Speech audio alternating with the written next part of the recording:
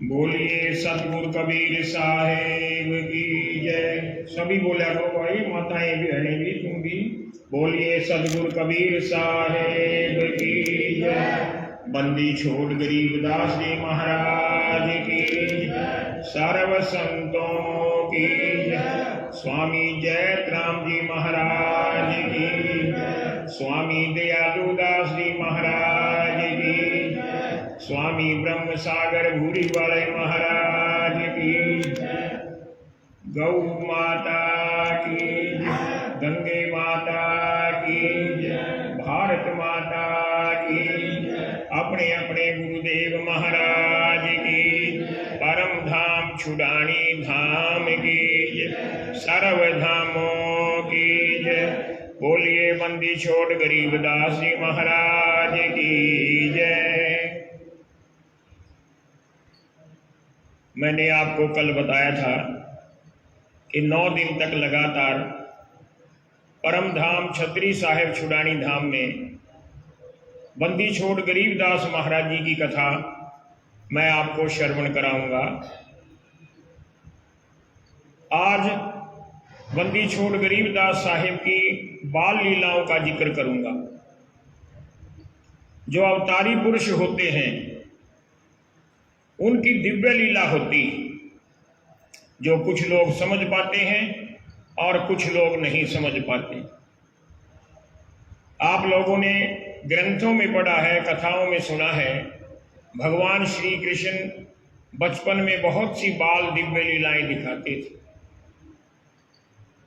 माता यशोदा उखल से बांध देती तो उखल को भी अपने साथ घुरडाकर बाहर तक चले जाते थे। अपने सखाओं के साथ कई घरों से माखन चुरा कर खाते थे। पूतना जो थी विष भरी बुद्धि लेकर आई, लेकिन वो तो दिव्य पुरुष थे, वो भी कोई असर नहीं कर सकी।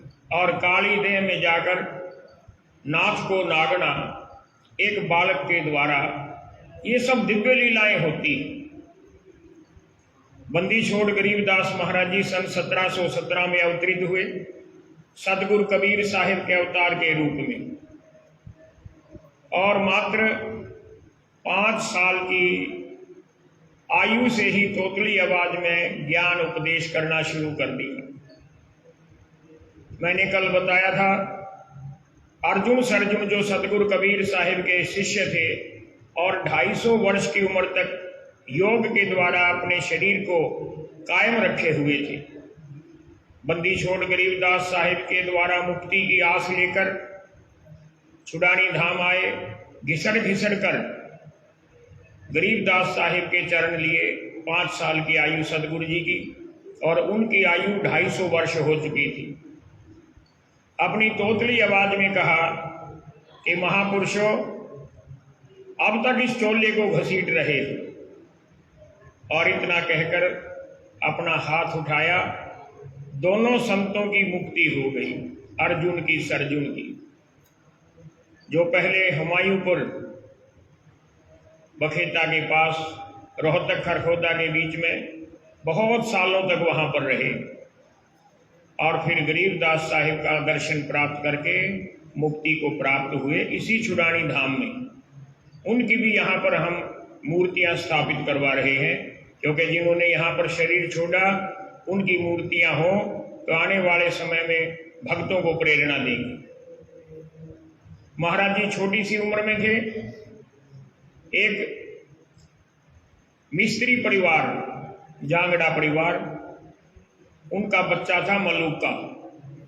महाराज जी की अपनी हम उम्र बच्चों की एक टोली थी, जिसको हमारे यहाँ कह देते हैं कि टोल बना रखा है। तो महाराज जी के टोल में मलूका भी शामिल था। और आजकल जैसे खेल नहीं थे, आजकल तो वीडियो गेम ज्यादा चलते हैं बच्चों के। जो परंपरागत खेल थे वो कम होते जा रहे हैं। तो उस समय छोटे बच्चे कंकरियों से खेलते थे। ऐसे कंकरी मारना, पहुंचना, एक पैर उठाकर चलना, उसको पकड़ना। तो कंकरी के खेल में एक नुकीली कंकरी थी उस मलूका नाम के बालक की उंगली में लग गई। उसमें से खून बहने लगा, उसको दर्द हुआ तो रोने लगा। अपनी माता को पुकारता है बच्चा जब रोता है छोटा, हाय माँ कहता हुआ अपने घर की तरफ भागने लगा। तो महाराज जी गरीबदास जी ने, जो उस समय उनको गरीबा कहते थे बालकपन में, तो सदगुरु जी ने उसको रोक लिया कि मलूका रोता क्यों है, देख तेरी उंगली में तारा है। अब बच्चे का ध्यान भंग करने के लिए कोई नई बात बताई जाती है ताकि वो रोना छोड़ दे। मलूका ने देखा सचमुच में उंगली में तारा है। अब वो रोना छोड़कर प्रसन्न हो गया। तारे तो आकाश में होते हैं और वहां उसकी उंगली पर तारा जगमगा रहा है। बड़ा प्रसन्न हुआ। महाराज जी कहने लगे, जा अपने माता पिता को दिखा, इसको मुट्ठी में बंद कर ले, नहीं तो ये गायब हो जाएगा। बालक ने मुट्ठी बंद कर ली। मलूका ने भागा भागा अपनी माता के पास गया। माता देख मेरी उंगली में तारा। कहाँ है? खोल के दिखाया, तारा कहाँ था? माता तूने पता नहीं क्या कर दिया, ये तारा गायब कर दिया। वो सदगुरु जी की दिव्य लीला थी। तारा कुछ नहीं था, वो महाराज जी की दिव्य शक्ति का स्वरूप था। महाराज जी ऐसी ऐसी लीलाएं दिखाते रहे। गांव में उनकी प्रसिद्धि और उनके प्रति लोगों का आकर्षण और भाव बढ़ता गया। आजकल तो घर घर में नल लगा हुआ है, पानी का मोटर लगी हुई है, सबमर्सिबल लगे हुए। उस समय छुड़ानी धाम के रिंग बांध जो है, जिसको फिरनी बोलते हैं, उसके अंदर कहीं भी मीठा पानी नहीं था। गांव से 1 कोस की दूरी पर एक नाथ संप्रदाय का महात्मा रहता था, झोपड़ी बनाकर। वहां पर एक कुआं सा था, पक्का नहीं कच्चा, उसमें मीठा पानी था। लोग जाते, माताएं बहनें जाती, एक मटका भर कर लाती। काफी दूर जाना, काफी दूर फिर वापस आना, बड़ी कठिनाई थी। महात्मा जी भी बड़े दयालु थे। उन्होंने निर्णय किया कि यहाँ पर एक छोटा सा तालाब खोद लेते हैं। गांव के लोगों की सलाह ली, सबने कहा हमारा जी बिल्कुल ठीक है। सबने मिलकर जोहड़ खोद दिया वहां पर छोटा सा। उसमें कुछ पानी जमा हो गया बरसात का। कुछ समय तक वो पानी चल जाता था, लेकिन लोगों ने एक नियम बना रखा था कि जो कोई पानी लेने जाएगा वो एक टोकरी भरकर जोहड़ में से, तालाब में से मिट्टी निकालेगा ताकि तालाब बना रहे। अब गर्मी के समय बड़ी मुश्किल होती थी। पहले तो चलकर जाओ, 1 कोस चलकर आओ और फिर वहां धूप में मिट्टी भी खोदो। तो महाराज जी बलराम जी जो थे सदगुरु जी के पिताजी, वो गांव के मुखिया आदमी थे। इसका कारण क्या था? चौधरी शिवलाल जी ने अपने दामाद को घर जमाई रख लिया, करौथा से बुला लिया और अपनी जमीन में से बहुत सारी जमीन बलराम जी के नाम कर दी। शिवलाल जी सबसे बड़े जमींदार थे। कुछ हिस्सा अपने दामाद के नाम कर दिया और वो भी काफी बड़ा हिस्सा था। तो बलराम जी को गांव के लोग बहुत मानते थे, क्योंकि शिवलाल जी काफी वृद्ध हो चुके थे। हर कार्य के लिए बलराम जी की राय ली जाती थी। एक दिन बलराम जी ने पंचायत बुलाई, लोगों से सलाह की कि देखो बहुत दूर जाना पड़ता है, क्यों ना हम यहाँ पर कुआं खोद लें गांव के अंदर। तो जहाँ पर हमारा निवास है इसके बिल्कुल पिछवाड़े में, पछीत में कुआं खोदना शुरू कर दी, थोड़ा सा हटके। गरीबदास महाराज जी उस समय बहुत छोटी आयु के थे। महाराज जी खेलते खेलते आए, कहने लगे पिताजी यहाँ तो खारा पानी निकले। सचमुच में वहां खारा पानी निकला। दूसरी जगह प्रयास किया तो लोग कहने लगे बलराम तेरा लड़का तो बहुत सारी ज्ञान भरी बात जानता है, ऐसा करो पहले इससे पूछो कि कहां पर कुआं खोदा जाए। तो जहां पर आप घोड़ा कुआं है हमारे घर की पछीत में, यहाँ पर कुआं खोदा गया। महाराज जी ने अपने पैर के अंगूठे से निशान लगाया, मीठा पानी निकल आया। लेकिन फिर कुएं की कोठी चिननी होती है, फिर उसकी गड़ाई होती है। आजकल की तरह जेसीबी और क्रेन नहीं होती थी, सारा काम मानव श्रम के द्वारा होता था। तो कुएं की खुदाई बहुत बड़ा कार्य होता था, और फिर उसकी कोठी चिनना और धीरे धीरे उस कोठी को नीचे की तरफ गाड़ना। कोठी की चिनाई हो गई, जब उसको गाड़ने लगे तो वो तिरछी हो जाती है। अब लोगों को बड़ा अफसोस हुआ कि कितनी मेहनत से हमने ये कुएं की कोठी चढ़ी थी और ये टेढ़ी हो गई। आशीष फौरन ना मारे, इसी के आगे जस्ट आगे से। अब सब लोग चिंतित हो गए। गरीबदास महाराज जी वहां पर आए, खेलते खेलते कहने लगे हाथ जोड़कर के, चिंता की कोई बात नहीं, आज से 5 दिन बाद मध्य रात्रि में एक बड़ा भूकंप आएगा और ये कोठी अपने आप सीधी हो जाएगी। प्रेमियों, सदगुरु जी की वाणी सत्य साबित हुई। भूकंप आया, कोठी सीधी हो गई। आज वहां पर धोला कुआं विराजमान है, जिसका हमारे मोहल्ले के लोग ही नहीं, पूरे गांव के लोग पवित्र मानते हैं, और वहां पर बहुत सी धार्मिक क्रियाएं की जाती हैं।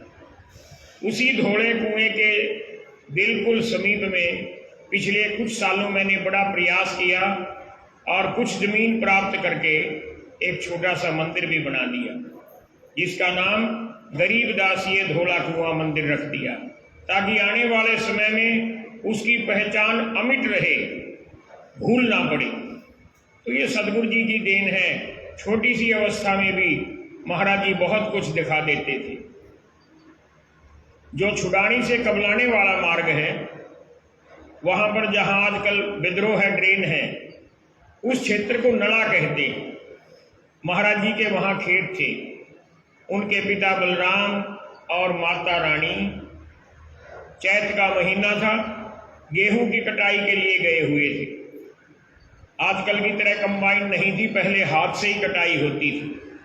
ऊपर से धूप, आसपास पानी नहीं होता था। अपने घर से मटका लेकर जाते थे, थोड़ा थोड़ा पानी उसी में पीकर दोपहर का समय कर लेते थे। एक दिन माता रानी का और बलराम जी जो अपने साथ घड़ा लेकर गए, उसका पानी खत्म हो गया। अब पानी लेने बहुत दूर जाना था। गरीबदास महाराज जी अपने साथियों के साथ वहीं पर खेल रहे थे। माता रानी ने कहा, बेटा इधर आ, हम तो गेहूं काट रहे हैं और तू ऐसे कर ये घड़ा ले जा, इसको भर के लिया। महाराज जी ने बात अनसुनी कर दी, खेलते रहे अपने साथियों के साथ। भैया रास्ता ना बोलो, वजह के बगल में नहीं, इसके आगे, तू वहीं खड़ा रह जरा। महाराज जी पानी लेने तो गए नहीं, वहीं खेलते रहे। माता को प्यास थी, उठकर आई दराती छोड़कर, गुस्से में बोली, बेटा तू बड़ा आजकल शरारती हो गया है, हुक्म नहीं मानता, मैंने तेरे को कहा था कि पानी लेकर आ। कहने लगे, माता नाराज मत हो, पानी का घड़ा भरा हुआ है। पानी का घड़ा कैसे भर गया? तू तो गया नहीं, हम तेरे को देख रहे थे। नहीं माता जी आओ। तो माता जी ने आकर देखा तो घड़ा पूरा भरा हुआ। पिताजी भी आ गए, आसपास के लोग भी आ गए, पूछने लगे, जब तू गया नहीं तो ये पानी का घड़ा भर कैसे गया? महाराज जी ने अपनी बाल सुलभ शैली में कहा कि सारी पृथ्वी के नीचे पानी ही पानी है, जहां मर्जी खोदो पानी निकलता है। आसपास के जो लोग कटाई के लिए आए थे कहने लगे, जरा खोद के दिखाओ। तो महाराज जी ने अपने ऐसे हाथ से थोड़ा सा खड्डा किया और वहां पर जल आ गया। सभी ने चक्कर देखा, बड़ा मीठा पानी था। थोड़े दिन बाद ये बात चारों तरफ फैल गई। अब वहां पर वो कुएं जो है आज भी विराजमान है, आज भी हाजिर है। उस क्षेत्र को नला कहते हैं। बाद में एक उदासीन संप्रदाय के संत घूमर दास ने वो पक्की कुई बनवाई थी।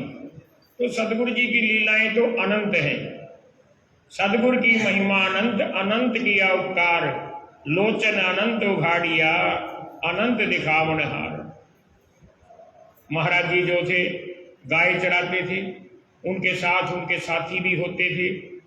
एक बार उनकी गाय चरती चरती दुल्हेड़ा के पास जो खेड़का गांव है उसकी सीम में जा घुसी और एक किसान का खेत बाजरे का था, उसको चरने लग गई।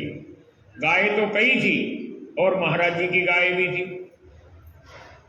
अब बच्चों ने देखा कि जिसका खेत है कहीं वो आ ना जाए, वो अपनी अपनी गाय हाँक कर दूर ले गए और महाराज जी भी वापस आ गए।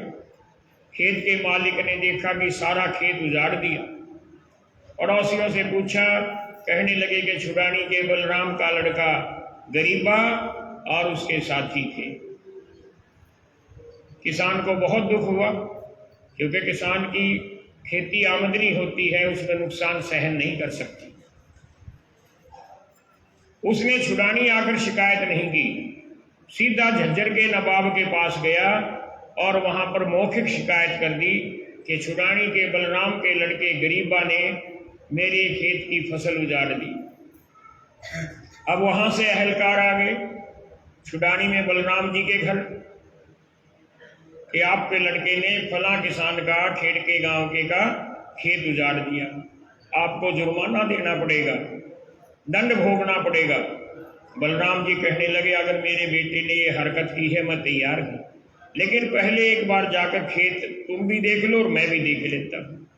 छुड़ानी से 5-7 आदमी गए, नवाब के अहलकार गए और जब बताया हुआ खेत था कि ये उजाड़ा था, क्या देखते हैं कि वो तो खेत पहले की तरह हरा भरा है। ये कैसे हुआ? गरीबदास महाराज जी अपने घर में थे, अहलकार आए, सारी बातचीत हुई, महाराज जी चुपचाप सुनते रहे और जब वो चले गए तो अपनी योग माया का, अपनी असंख्य शक्ति का प्रयोग करके उन्होंने खेत को फिर से हरा भरा कर दिया। सदगुरु क्यों कहते हैं? क्योंकि वो समर्थ पुरुष होते हैं, उनको कोई चीज कठिन नहीं, असीम शक्ति के मालिक होते हैं। इसलिए तो हम लोग परमात्मा के पीछे पीछे दंडवत करते हैं, परिक्रमा करते हैं, क्योंकि वो ताकत का मालिक है, असीम शक्ति का मालिक है।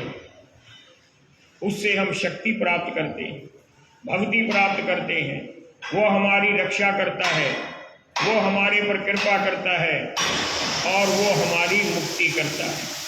आओ एक बार उच्चारण करें, बंदी छोड़ बंदी छोड़ बंदी छोड़ जी, रक्षा करो बंदी छोड़ गरीब दास जी। बंदी छोड़ बंदी छोड़ बंदी छोड़ जी, कृपा करो बंदी छोड़ गरीब दास जी। बंदी छोड़ बंदी छोड़ बंदी छोड़ जी, शक्ति बख्शो बंदी छोड़ गरीब दास जी। बंदी छोड़ बंदी छोड़ बंदी छोड़ जी, भक्ति बख्शो बंदी छोड़ गरीब दास जी। बंदी छोड़ बंदी छोड़ बंदी छोड़ जी, मुक्ति बख्शो बंदी छोड़ गरीब दास जी। परसों एक महात्मा ने मेरे से सवाल किया, ये जो महात्मा पाठ करने के लिए यहाँ पर आए हैं, उनमें कुछ महात्मा तो पुराने हैं और कुछ नए हैं। वो महात्मा जी कहने लगे कि महाराज जी मैं पहली बार छुड़ानी धाम आया हूँ हरिद्वार से, ये आपके यहाँ जो बंदी छोड़ शब्द का बार बार उच्चारण होता है, इसका क्या अभिप्राय है? तो मैंने संक्षेप में बताया, ये संसार एक बहुत बड़ा बंदी गृह है, जेल है, कारागार है और हम सब इस जेल में बंदी के रूप में रहते हैं। जो इस बंदी गृह से बंदियों को छुड़ाने की क्षमता रखता है, ताकत रखता है, छुड़ा लेता है, उसको बंदी छोड़ कहते हैं। विष्णु सहस्त्रनामा में 1000 नामों का उल्लेख है परमात्मा के, पर्यायवाची शब्द हैं, लेकिन बंदी छोड़ शब्द नहीं, क्योंकि वो दैवीय अवतारों के नाम हैं और ये पूर्ण परमात्मा का नाम है। गरीबदास महाराज जी ने कबीर साहिब के बारे में बंदी छोड़ शब्द उच्चारण किया, और कबीर साहिब को तो संपूर्ण जगत, चराचर जगत, अखिल ब्रह्मांडों ने बंदी छोड़ माना है।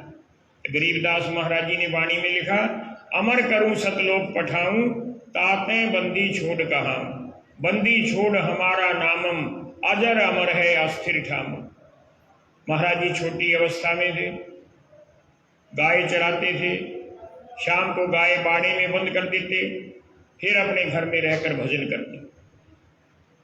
सोने से पहले बलराम जी गरीबदास महाराज जी को अपने छोटे से बच्चे को लेकर पशु के बाड़े में संभालने जाया करते थे। एक गाय जो है बहुत जल्दी बच्चा देने वाली थी, समय आ गया था, उसको संभालकर घर में आकर सो जाते हैं। सुबह जाकर देखा तो वो गाय नहीं थी। बलराम जी बड़े चिंतित हुए, गरीबदास महाराज जी को जाकर कहा कि बेटा चल कहीं ढूंढ कर लाते हैं गाय को। अरे उसने तो बच्चा देना था।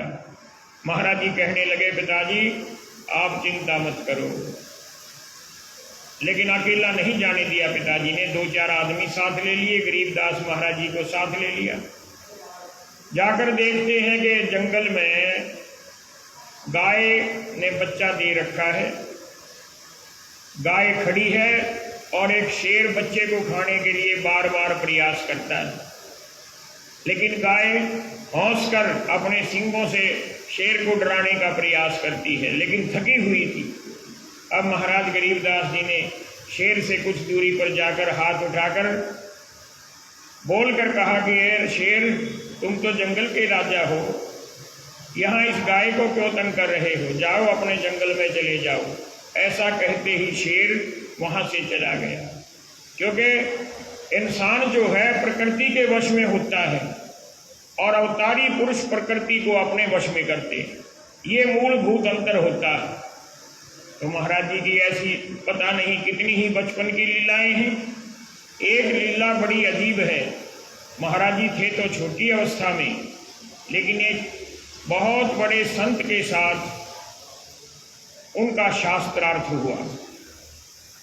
गरीबदास महाराज जी के जो पिता थे बलराम जी और माता रानी, वो दोनों शुरू से ही कबीर पंथी थे, कबीर साहिब के बीजक का पाठ करते थे।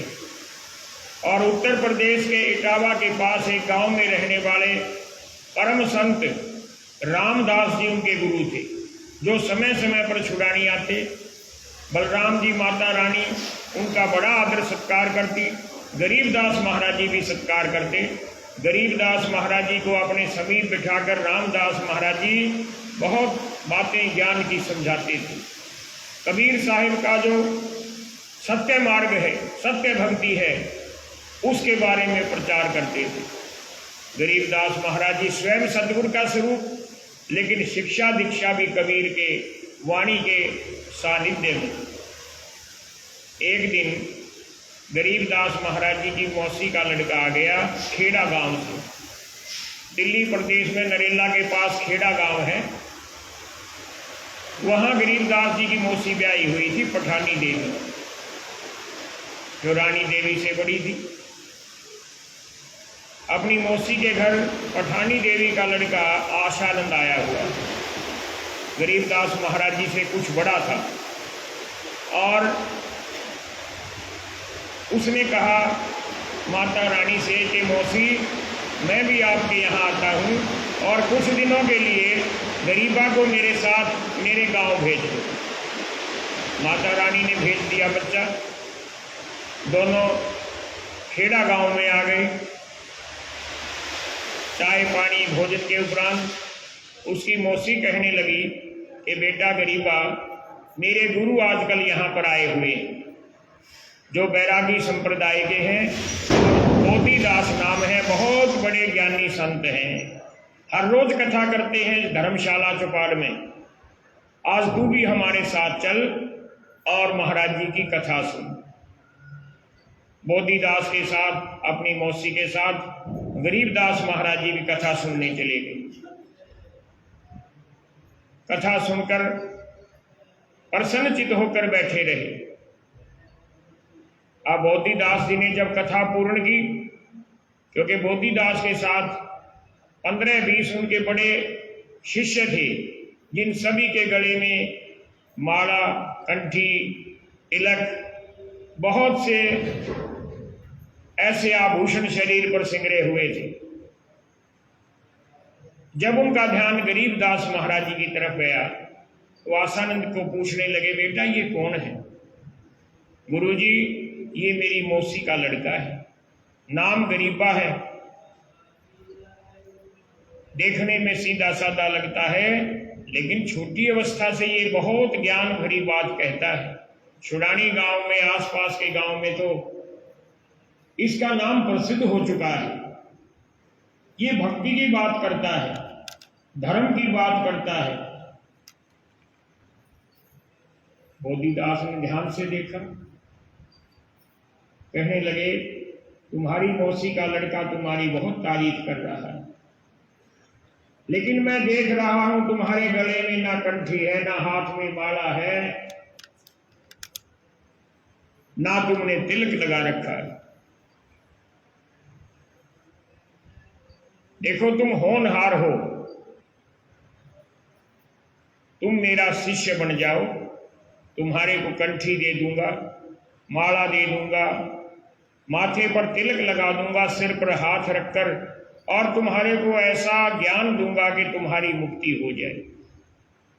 ये जो मेरे शिष्य हैं, इन्होंने 68 तीरथ कर रखे हैं, सारा कर्म कांड जानते हैं।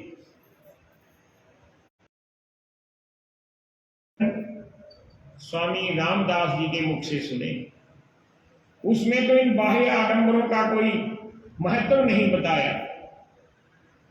ये जो कर्म कांड है, ये करने से स्वर्ग आदि में तो स्थान मिल जाता है, लेकिन मुक्ति नहीं। गरीबदास महाराज जी ने अपनी वाणी में कहा है, कर्म कांड उरले व्यवहारा, नाम लग्यासो गुरु हमारा। कर्म कांड से मुक्ति नहीं, मुक्ति तो नाम के सिमरण से। सतगुरु जी ने अपनी वाणी में बड़ा सुंदर उदाहरण दिया कि जैसे कलश कुम्हार का ऊपर चित्र अनूप, वस्तु नहीं तिस मध्य है, जैसा जल बिन कूप। अगर कुएं में पानी नहीं तो कुआं बेकार है। कुम्हार जो है मटका बना देता है, मिट्टी को पका देता है, ऊपर चित्र निकाल देता है, लेकिन जब तक उसके अंदर जल नहीं, उस घड़े का कोई महत्व नहीं। इसी प्रकार से कर्म कांड का, तीर्थ व्रत का जो आडंबर है, पाखंड है, इससे मुक्ति कदापि नहीं होगी। कर्म कांड, तीर्थ व्रत, इनके बारे में कबीर साहिब ने बहुत खंडन किया है। तो गरीबदास महाराज जी कहते हैं कि 68 तीर्थ करने से क्या हुआ, जो आपने सृजनहार को भुला दिया। असल तत्व तो गुरु के श्रीमुख से नाम लेकर मर्यादा पूर्वक जाप करना है। महाराज जी जयतराम जी ने बड़ी सुंदर वाणी लिखी है कि एक गुरु तो हमारा देहधारी गुरु होता है, दूसरा शब्द गुरु होता है, और तीसरा स्वयं सदगुरु हमारा गुरु है। इन तीनों में एकता है। देहधारी गुरु हमें शब्द देता है, और शब्द का जाप करके हम परमात्मा से एकाकार हो जाते हैं। बाह्य आडंबर से ये संभव नहीं। बहुत सी बातें हुई, बड़ा लंबा चौड़ा प्रकरण है। अगर सारी कथा इसी में लगा दूंगा तो दूसरे प्रकरण नहीं सुना पाऊंगा। आखिर में बोधिदास जी प्रभावित हो जाते हैं और नन्हे बालक की बात सुनकर भावुक हो जाते हैं, आंखों में आंसू आ जाते हैं। कहने लगे, हे गरीबा, तूने मेरी आंख खोल दी। बाह्य आडंबर में, कर्म कांड में फंसकर मैं अपना जीवन बर्बाद कर रहा। मैं आप पर बलिहार जाता हूं, जो आपने ऐसा दिव्य ज्ञान मुझे दिया। मैं आपको गुरु नहीं बना सकता क्योंकि आप आयु में मुझसे बहुत छोटे हैं, लेकिन आज मैं मन ही मन आपका शिष्य बन गया हूं। और ऐसा कहकर बोधिदास जी ने दूध का कटोरा मंगवाया और अपने हाथों से गरीबदास महाराज जी को पिलाया। स्वामी जयतराम महाराज जी ने इस कथा को अपनी वाणी में लिखा है कि बोधिदास कहे बैरागी है दुल्हे सिर दुल्हन, तुम तो दुल्हों के भी दुल्हा हो, सर्वश्रेष्ठ हो। तो प्रेमियों, महाराज जी बचपन से बड़ी बाल लीला दिखाते रहे, अनेक प्रकार की लीलाओं से चमत्कृत नहीं किया, प्रभावित नहीं किया, बल्कि सीख दी। जो उनके अंदर शक्तियां थी उनका समय समय पर उपयोग किया। एक बार छुड़ानी गांव के कुछ बैरागियों के घर बाहर जोहड़ के पास हैं, अब भी हैं, पहले भी थे। आजकल तो बड़े पक्के मकान बन गए, पहले झोंपड़ी हुआ करती थी। एक दूसरे से सटकर झोंपड़ी बना लेते थे। गर्मी का मौसम था, किसी समय कोई चिंगारी लग गई, सभी झोंपड़ी धू धू करके जलने लग जाती। कोई बाल्टी लेकर, कोई लोटा लेकर अग्नि बुझाने का प्रयास करता है, अग्नि बुझ नहीं रही, सारा गांव भाग रहा है कि अग्नि को बुझाएं। गरीबदास महाराज जी भी छोटी सी अवस्था में दौड़े चले आए और बिना कुछ कहे अग्नि के अंदर छलांग लगा दी। माता रानी बलराम जी चिल्लाने लगे, हमारा बेटा तो भस्म हो जाएगा। लेकिन गांव के लोग क्या देखते हैं कि छोटे से गरीबा ने अपना स्वरूप इतना लंबा कर लिया, इतना बड़ा कर लिया, और सारी अग्नि को जैसे भगवान शंकर ने विष पी लिया, सारी अग्नि को अपने मुख में समा लिया। अग्नि शांत हो गई। आप कहेंगे ये क्या हुआ? वैसे तो सिद्धियां अनेक होती हैं, लेकिन 8 प्रकार की सिद्धि प्रमुख होती है। एक सिद्धि होती है अणिमा। अणिमा सिद्धि का मतलब है कि योगी लोग जो होते हैं अपने शरीर को अणु के भी समान, अणु से भी छोटा बना लेते हैं। एक होती है महिमा सिद्धि, अपने शरीर को जैसा चाहे बड़ा, लंबा, चौड़ा, विराट बना ले। एक होती है लघुमा सिद्धि, एक गरिमा सिद्धि, शरीर को बिल्कुल फूल जैसा हल्का, शरीर को इतना भारी बना लेना कि कोई पैर ना उठा सके। अंगद ने इसी सिद्धि का प्रयोग किया था रावण की सभा में जाकर। एक सिद्धि होती है वशीतव सिद्धि, जो दूसरे को अपने वश में कर लेना, और एक होती है ईशतव सिद्धि, ईश्वर के सदृश व्यवहार करना। बहुत सी सिद्धि होती है। तो सदगुरु जी तो सब सिद्धियों के मालिक थे, बल्कि ये कहें कि सिद्धि तो उनके आगे हाथ पैर जोड़कर चलती थी, क्योंकि सिद्धियों के प्रदाता भी वही थे। तो आइए एक और छोटा सा किस्सा गरीबदास महाराज जी के समय का, जो महाराज जी ने बालक स्वरूप में दिखाया। हमारे यहाँ प्रचलन था, अब तो कम हो गया, उत्तर प्रदेश के ब्रज घाट गढ़ मुक्तेश्वर में स्नान करने का कार्तिक के महीने में। यहां से बैलगाड़ियों में लोग जाते थे। कार्तिक का मेला वहां बहुत बड़ा लगता है, 1 मास से भी ज्यादा समय, गंगा मैया के किनारे। सब लोग जाते थे, भजन कीर्तन करते थे, दान पुण्य करते थे, स्नान करते थे, महात्माओं के दर्शन हो जाते थे। माता रानी बलराम जी भी गांव के अन्य आदमियों के साथ जाने की तैयारी करने लगे। छोटे से गरीबदास महाराज जी कहने लगे, पिताजी अब की बार मुझे भी साथ ले चलो, बच्चों को तो मेले में जाने का बहुत शौक होता है। माता कहने लगी, बेटा तू बहुत छोटा है, मेले में हजारों लाखों की भीड़ होती है, अगर बच्चा खो जाए तो बड़ी कठिन बात होती है उसका पुनः मिलना, और फिर यहाँ पर गाय की संभाल कौन करेगा, पशुओं की देख रेख कौन करेगा, तू यहीं रह, तेरे लिए वहां से प्रसाद मिठाई मैं ले आऊंगी, तेरे को यहीं पर दे दूंगी, वहां का जल भी दे दूंगी। मन महसूस कर गरीबदास महाराज जी रह जाते हैं। माता पिता गांव के लोग गाड़ियों में सवार होकर गढ़ मुक्तेश्वर चले जाते हैं। 2, 4, 5 दिन हो गए, पूर्णिमा का समय नजदीक आने लग गया। अब गरीबदास महाराज जी से नहीं रहा गया। उन्होंने अपने दो स्वरूप बना लिए, एक स्वरूप तो छुड़ानी में और एक गढ़गंगा में। क्यों बनाए?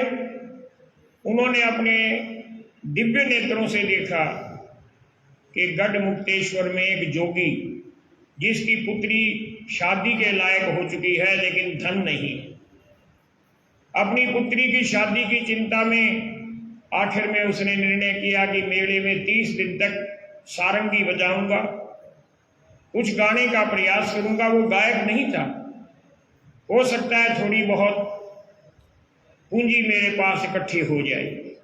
अब 25 दिन हो चुके थे, उसके पास 2-3 रुपए इकट्ठे हुए। उन दिनों वैसे 2-3 रुपए बहुत होते थे, लेकिन इतने से कार्य नहीं संपन्न होना था।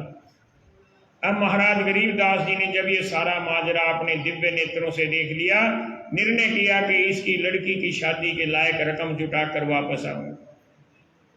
अपना एक स्वरूप छुड़ानी धाम में छोड़कर गायों की सेवा के लिए, घर की देखरेख के लिए, और दूसरे स्वरूप को लेकर पहुंच जाते हैं गढ़गंगा में।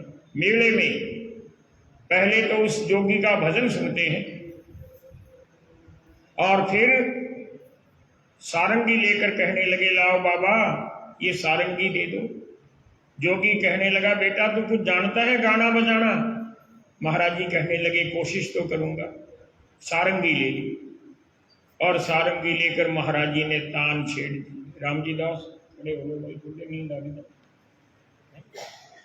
रामजी दास भी बहुत अच्छे भजन गाता है, इसलिए मेरे को याद आ गया। महाराज जी ने वहां पर राग बिलावल गाई, जो हम वाणी का पाठ करते हैं, इसमें राग बिलावल आता है। उसमें बहुत सारे भजन हैं, एक से एक सुंदर, एक से एक मार्मिक। तो महाराज जी ने बहुत से शब्द गाए और उनमें एक शब्द था, घट ही अंदर गारेडू धोखे मर। बोल बोल बोलना था, खाया तुमने। घट ही अंदर गारेडू धोखे मर गैया, सार सबद चीना नहीं कुछ भेद न लहिया जी। घट ही अंदर गारेडू धोखे मर गैया, सार शब्द चीना नहीं कुछ भेद न लहिया। गारडू कहते हैं जो सर्प के जहर को उतारने वाला होता है। आगे बताओ। सूंघ कर ग्रह डंक लगावे, न्योल जड़ी को सूंघ कर ग्रह डंक लगावे, पन बम्बी शोडसी कहीं जान न पावे, सरपन बम्बी शोडसी कहीं जान न पावे। घट ही अंदर गारेडू धोखे मर गैया, सार सबद चीना नहीं कुछ भेद न लहिया जी। आगे बताओ। नहीं कुछ भेद न लहिया जी। दीन रे फुम्बी फुनकारा, बाजी अनहद बीन रे फुम्बी फुनकारा, बाजी गरी जाने गुरु हमारा, बगल विद्या बाजी गरी जाने गुरु हमारा। घट ही अंदर गारेडू धोखे मर गैया, सार सबद चीना नहीं कछु भेद न लहिया जी। चीना नहीं कुछ भेद न लहिया जी। गारेडू जिन मंतर दीन्या, सतगुर मिलिया गारेडू जिन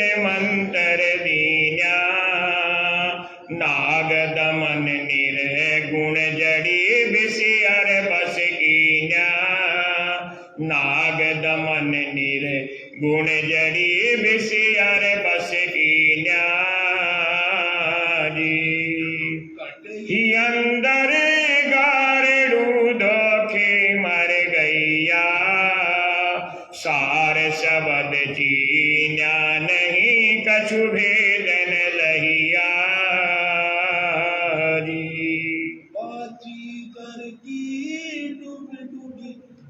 कर बिर माया बाजीगर की डुग डुगी बिसियर बिर माया घाल पिटारे ले चला घर बार नचाया घाल पिटारे ले चला घर बार नचाया ही अंदर गारड़ू धोखे मर गैया सार शबद चीन्या नहीं कुछ भेदन लहिया जी सतगुरु दीगर पूरा सतगुर ऐसा चाहिए बाजीगर पूरा गरीब दर्श जहूरा दास गरीब करें दिल दर्श जहूरा सतगुर ऐसा कीजिए बाजीगर पूरा दास गरीब अमर करें दर्श जहूरा गट ही अंदर गारड़ू धोखे मर गैया सार शबद चीन्या नहीं कछु भेदन लहिया जी। बैठ जाओ मत जी।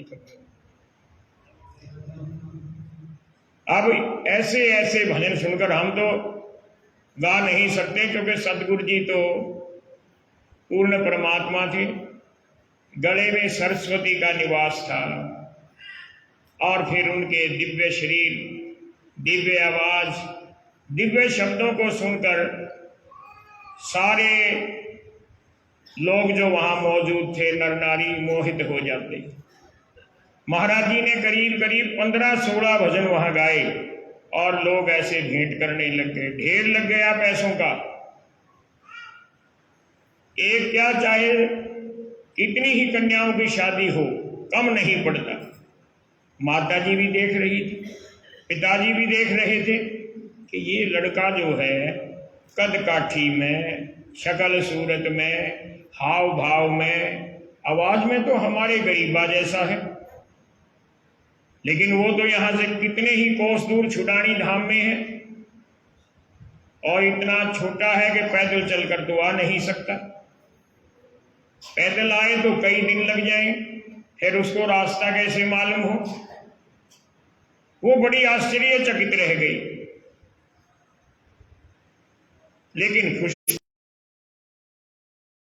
चांदी का एक सिक्का लिया और उस पर डब्बी में से गैरू निकालकर निशानी करके और अपने हाथ से जाकर उस बालक के सिर के ऊपर से वार कर उसकी जेब में डाल दी। महाराज जी ने वो सिक्का निकालकर फिर जोगी को दे दिया। जोगी कहने लगा, मैं नहीं जानता आप कौन हैं। इस बाल स्वरूप में मेरे कृष्ण भगवान आए, मैं आपको शत शत प्रणाम करता हूं। ये माया आपकी है, आप लेकर और अच्छा पक्का घर बनाओ, सुखी रहो। अब जोगी ने कहा कि मेरी तरफ से बेटा ये इनाम ले जाओ। वही सिक्का गरीबदास जी को फिर दे दिया और महाराज जी ने सहर्ष लेकर जेब में डाल दिया। अब मेला तो संपूर्ण हो गया। माता जी और पिताजी और गांव के लोग वापस आ गए। देखा घर में सब ठीक है, साफ सफाई है, पशु है। जाकर माता जी ने मिठाई दी, गंगा जल का आचमन कराया, एक दो बच्चे के लिए खिलौने लेकर आई थी वो भी दे दिए। कहने लगी, बेटा एक बात से मैं बहुत चकित हूं। तेरे से बिल्कुल शक्ल में मिलता जुलता इतनी ही उम्र का एक बालक वहां मेले में सारंगी पर गाना गा रहा था, भजन गा रहा था, और मैं इतनी प्रसन्न हुई कि मैंने चांदी का एक सिक्का गैरू लगाकर उस बालक को दे दिया। महाराज जी ने जेब से सिक्का निकालकर कहा, माता देखो यही सिक्का है। माता कहने लगी, बेटा यही सिक्का। मैं समझ गई कि मेरा लाल ही वहां का था। लोग कहते हैं गरीबा रानी का लड़का, बलराम का लड़का कोई अवतार है। अब तो बेटा मैं भी मान गई वो अवतार से कम नहीं। बोलिए बंदी छोड़ महाराज की। अब यहां से महाराज गरीबदास जी जो बालक अवस्था में थे, उनकी दिनचर्या में कुछ अंतर आने लगे, क्योंकि पहले तो बोधिदास जी ने कहा कि गुरु का बनाना बहुत जरूरी है। हमारे शास्त्रों में आता है, गोस्वामी तुलसीदास जी ने लिखा कि गुरु बिन भवनत तरह न कोई, जो विरंची शंकर सम होई। सदगुरु कबीर यहां तक कहते हैं कि गुरु बिन माला फेरते, गुरु बिन दाते देते दान, गुरु बिन दान हराम है पूछो वेद पुराण। तो गुरु का महत्व, इस बात पर सदगुरु जी गौर करने लग गए। अब गाय चराने जरूर जाते थे, गायों को चरना छोड़कर किसी दरख्त के नीचे बैठकर बार बार अपने चित्त में सतगुरु कबीर साहब का स्मरण करते थे। हे सतगुरु मेरे को दर्शन दो, बस ऐसा कहकर रोने लग जाते थे, भाव विह्वल हो जाते थे। और एक दिन सतगुरु जी ने उनकी प्रार्थना स्वीकार की। फागुन का महीना था, फागुन शुक्ल द्वादशी का दिन। गरीबदास महाराज जी दोपहर के समय पेड़ के नीचे बैठकर सतगुरु कबीर साहिब का, कोई बात नहीं, बैठ जाओ, जने चल गए। बोलिए बंदी छोड़ महाराज की जय। बंदी छोड़, बंदी छोड़, बंदी छोड़ जी, रक्षा करो बंदी छोड़ गरीबदास जी। बंदी छोड़, बंदी छोड़, बंदी छोड़ जी, कृपा करो बंदी छोड़ गरीबदास जी। तो ऐसा सुमरण करते थे कबीर साहिब का, हे साहिब मेरे को दर्शन दो। सदगुरु कबीर साहिब प्रकट हुए एक संत के रूप में उसी नले के खेत में, और गरीबदास महाराज जी के समीप आए। एकाएक सफेद वस्त्रों में सुशोभित एक दिव्य पुरुष को अपने समीप, अपने सामने पाकर गरीबदास महाराज जी उसी बाल्यावस्था में, जब 11-12 साल के थे, खड़े हो जाते हैं, हाथ जोड़कर नमस्कार करते हैं, लंबे लेटकर दंडवत प्रणाम करते हैं। सारा परिवार कबीर पंथी तो था ही, और आज साक्षात कबीर आ गए, क्योंकि मैं रोज कबीर को ही तो याद करता हूं, और दूसरा कौन आएगा, ऐसा दृढ़ विश्वास था। कबीर साहब ने कुछ समय तक वहां खड़े खड़े उनको उपदेश दिया, बोध कराया, और गरीबदास महाराज जी कहने लगे, मैं आपका दर्शन पाकर धन्य हुआ। कोई सेवा बताइए, ये जंगल है, यहां खाने को कुछ नहीं, अपना लाया हुआ भोजन में आपको नहीं खिला सकता, झूठा है। साहिब कहने लगे, तेरे पास इतनी गाय हैं, बछियां हैं, एक बिना ब्याई हुई बछिया का दूध पिला दो। कहने लगे, मैं कैसे कर सकता हूं ये। तो सदगुरु कबीर साहिब ने अपना कमंडल दे दिया, और कमंडल में से जल लेकर छींटा दिया, तो बछिया ने दूध दे दिया। कटोरे में दूध लेकर कबीर साहिब को दे दिया। सदगुरु कबीर साहिब ने थोड़ा सा दूध पीकर बाकी प्रसाद के रूप में गरीबा को दे दिया, और कहा कि बेटा पी जा। सदगुरु जी ने दूध पी लिया, कबीर साहिब अंतर ध्यान हो गए। कुछ देर गरीबदास महाराज जी बैठे रहे ध्यान अवस्था में, और धीरे धीरे समाधि अवस्था में आ गए। शाम हो गई, जाने का समय हो गया गांव को। साथी आकर कहने लगे, गरीबा चल अपनी गाय ले और चल पड़ते हैं। लेकिन वो बोले नहीं। पास आकर हिलाकर देखा अरे ये तो बेहोश है। पानी के छींटे दिए, बेहोशी नहीं दूर हुई। धीरे धीरे शाम होती गई, अंधेरा होता गया, बालक लोग डरने लग गए। अपने अपने पशुओं को लेकर अपने घरों की ओर तेज तेज चलने लगे। लेकिन एक दो शाणे बच्चे भागे भागे गए, बलराम जी को बताया कि तेरा लड़का जो है बेहोश है और वहाँ खेतों में पड़ा है। बलराम जी क्योंकि गांव के प्रमुख व्यक्ति थे, बहुत से लोग उनके साथ हो लिए। औरतें भी, माता रानी भी जाकर देखते हैं कि गरीबा तो बेसुध पड़ा है। अंधेरा घिरने लगा। किसी प्रकार से उठाकर गरीबदास महाराज जी को घर में ले आए। बेहोश रहे रात्रि को। अब विश्वास हो गया कि तुम्हारा बच्चा मर गया। घर में विलाप होना शुरू हो गया। माता रानी का तो रो रो कर बुरा हाल था। भोर हुई, दिन निकला, कहने लगे अब कोई फायदा नहीं, इस बच्चे का अंतिम संस्कार कर देते हैं। लकड़ियों की चिता बना दी, गरीबदास महाराज जी को उस पर लिटा दिया शमशान भूमि में। ऊपर से लकड़ी, उपले, ईंधन डाल दिया। लोग गमगीन होकर, दुखी होकर देख रहे हैं कि कल तक जो बालक इस गांव का लाडला और प्यारा था, ऐसी दिव्य बातें बोलता था, ज्ञान देता था, आज स्वयं हमें छोड़कर जा रहा है। सामूहिक क्रंदन हो रहा है। इतने में एक व्यक्ति की निगाह पड़ी कि इस बालक का तो अंगूठा हिल रहा। उसने कहा कि देखो, अभी जल्दी मत करो, अग्नि मत जलाओ, पहले देख लो।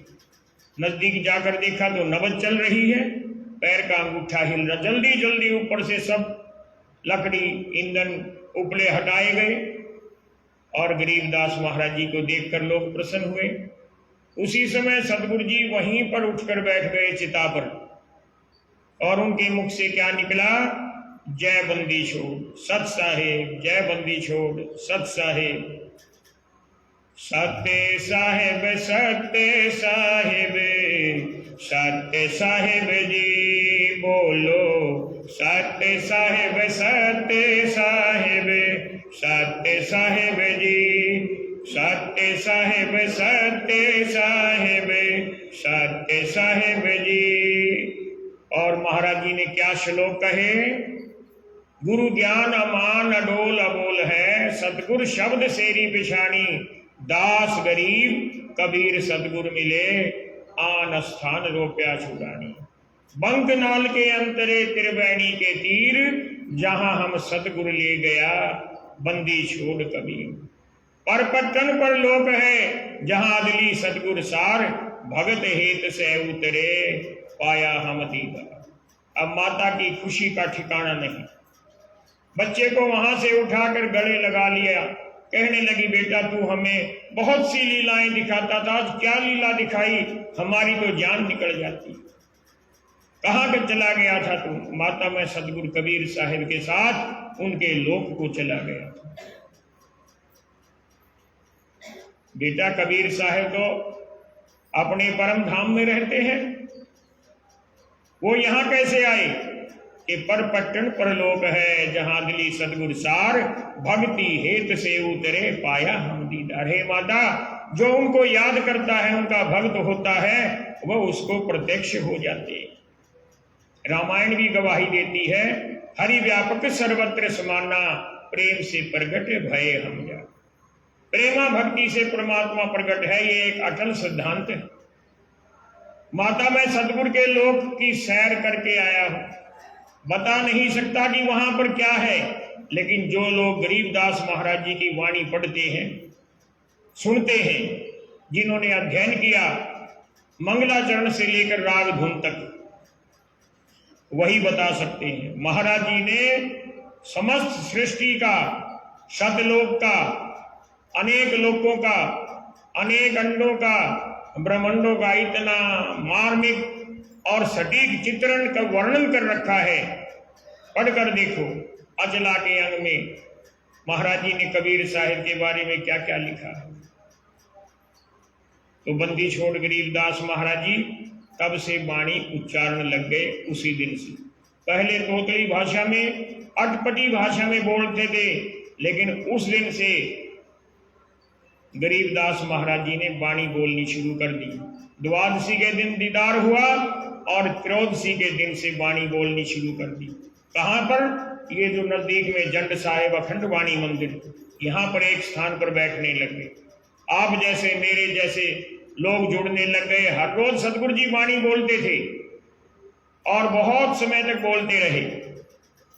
और फिर गोपाल दास जी दादूपंथी संत राजस्थान से आए, क्योंकि उस समय तक महाराज जी की इतनी प्रसिद्धि हो चुकी थी कि बांगर प्रांत में, रोहतक जिला में छुडानी नाम के गांव में गरीबदास नाम का एक संत, एक फकीर रहता है जो बड़ी अनमोल वाणी बोलता है। दूर दराज से लोग आते थे, राजस्थान से भी आते थे। और दादूपंथी संत गोपाल दास जी जो कई संतों की वाणी के मर्मज्ञ थे, वो भी पधारे। कई दिन तक रहकर महाराज जी का सानिध्य प्राप्त किया, वाणी श्रवण की और एक दिन प्रार्थना की, हे बंदी छोड़, आप जो वाणी बोलते हैं ये हवा में विलीन हो जाती है। हम लोगों का तो कल्याण होना निश्चित है क्योंकि हम सन्मुख हैं, लेकिन जो आपके बाद जीव होंगे उनका कल्याण कैसे होगा? तो आप कृपा करें, समय निश्चित कर दें। आप जो वाणी बोलेंगे कुछ समय के लिए हर रोज, मैं उसको लिपिबद्ध कर लूं, लिख लूं, आप आज्ञा दें। तो गोपाल दास जी हर रोज कुछ समय सदगुरु जी की वाणी को लिपिबद्ध करते, लिखते थे उसी जंड साहब वाले स्थान पर, जहां पर अब हमने 3 मंजिला भवन बना दिया है, लगभग पूर्ण हो चुका है। पिछले कई सालों से वहां पर अखंड पाठ चल रहे थे। अब 18 महीने से क्योंकि निर्माण कार्य चल रहा है, तो वो अखंड पाठ यहाँ हॉल में चल रहे हैं। जब वो 2-3 महीने बाद पूर्ण होगा, फिर से वहां अखंड पाठ चलेंगे। और दादूपंथी संत गोपाल दास जी को हम इतना मानते हैं गरीबदासी, कि उनका हमारे ऊपर इतना ऋण है, हम चुका नहीं पाएंगे। अगर वो वाणी का लेखन नहीं करते तो आज वाणी ये ग्रंथ कैसे हो? ये सब उनकी देन है। तो उनकी मूर्ति भी उस कोने वाली कुटिया में स्थापित की जाएगी, ताकि सब लोग जान सकें कि आज ये वाणी जो हम देख रहे हैं, पढ़ रहे हैं, दंडौत कर रहे हैं, ये किसने लिखी थी? है तो गरीबदास जी की, लखारी कौन था? तो बंदी छोड़ साहिब की वाणी लिखने वाले गोपाल दास जी, धन है ऐसे महापुरुष। अब बात आ जाती है गरीबदास महाराज जी की। गुरु दीक्षा तो हो गई, उन्होंने स्वयं कह दिया कि गुरु ज्ञान अमान अडोल अबोल है, सतगुरु शब्द सेरी। सेरी कहते हैं मार्ग को। सतगुरु के शब्द का मार्ग मैंने पहचान लिया। गुरु ज्ञान अमान अडोल अबोल है, सतगुरु शब्द सेरी पिछाणी। दास गरीब कबीर सतगुरु मिले, आन अस्थान रोप्या छुड़ानी। स्वयं छुड़ानी धाम में आकर कबीर साहिब ने मेरे को अपना शिष्य तो प्रदान किया है, मुझे बोध कराया है। उनकी कृपा से ही मैं वाणी बोल रहा हूं। तो प्रेमियों, आज की कथा यहीं पर पूर्ण कर रहा हूं। कथा पूर्ण करने से पहले गरीबदास महाराज जी की वाणी का एक शब्द सुना रहा हूं कि हमारा लक्ष्य क्या है, टारगेट क्या है, कहां जाना है, कहां पहुंचना है। तो गरीबदास महाराज जी ने एक भजन लिखा राग काफी में, तेरा कित को कूच मुकामा, तेरा कित को कूच मुकामा, तेरा कित को कूच मुकामा, तेरा कित को कूच मुकामा, तेरा कित को कूच मुकामा, तेरा कित को कूच मुकामा। अब कूच और मुकाम ये दोनों हिंदी के शब्द नहीं, उर्दू के शब्द। कूच कहते हैं चलना, किसी विशेष लक्ष्य की प्राप्ति के लिए, विशेष कार्य के लिए कूच करना। और मुकाम कहते हैं ठिकाने। किस ठिकाने के लिए कूच करना है? तो गरीबदास महाराज जी ने बड़ा सुंदर भजन लिखा है तेरा कित को पूछे मुकामा, तेरा कित को पूछे मुकामा, तेरा कित को पूछे मुकामा, तेरा कित को पूछे मुकामा। सदगुरु जी कहते हैं तूने बहुत धन कमा लिया, सैकड़ों रुपयों का मालिक बन गया, हजारों रुपयों का मालिक बन गया, लाखों रुपयों का मालिक बन गया, करोड़ों रुपयों का मालिक बन गया, किस काम आएगा? राम जी दास खड़े हो गए, एक भजन में साथ देने। राम जी दास को सारे शब्द याद, मैं भूलता हूँ, इसको याद कर लेता हूँ, ये मेरे को याद करा देता हूँ, मेरा लाडला प्यारा शिष्य है।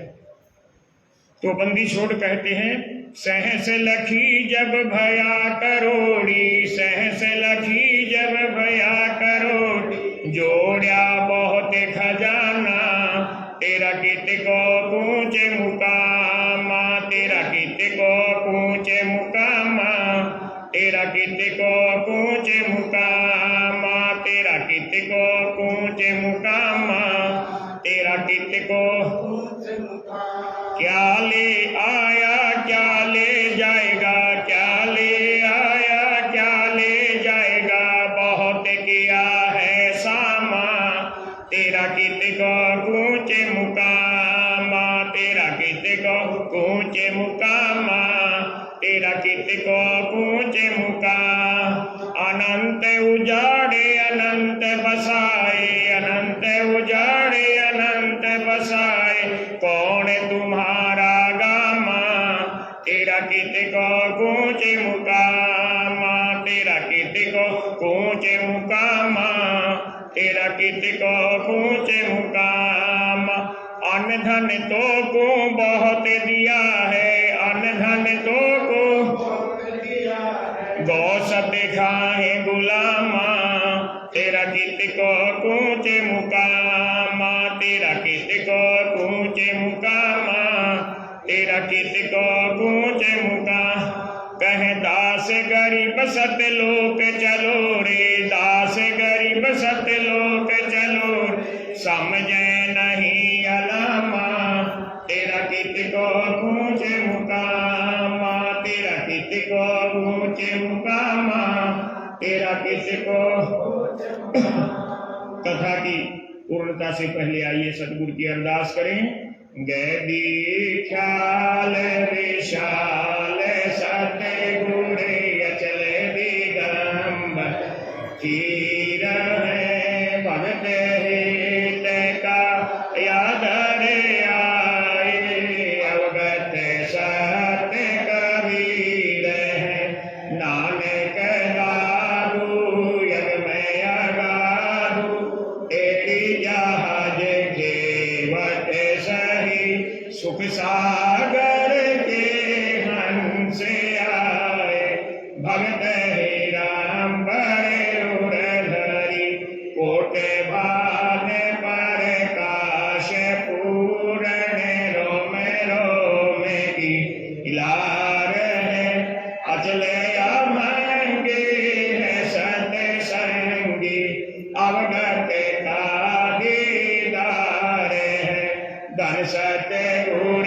उपदेश दीवा, 84 भरम में कहीं, तेज पुंज तन देह घर कर, इस विदे हमें को भेंट ही, शब्द निवास आकाश वाणी, यो सतगुर का रूप है, चंद सूरज नहीं पवन पानी, ना जहाँ छाया धूप है, रहता रमता राम साहेब, अवगत अलेख है, भूले पंथ विटम्बवादी, कुल का खाविंद एक है, रोम रोम में जाप जप ले, अष्ट कमल दल मेल है, सुरत निरत को कमल पथ वो, जहाँ दीपक बिन दिल है, हरदम खोज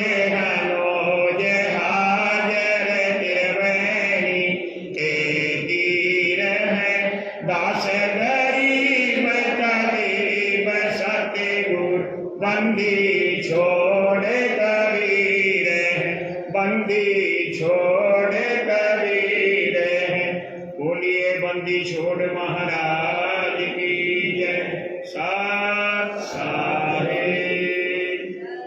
पूर्ण प्रसाद बरताओ भाई।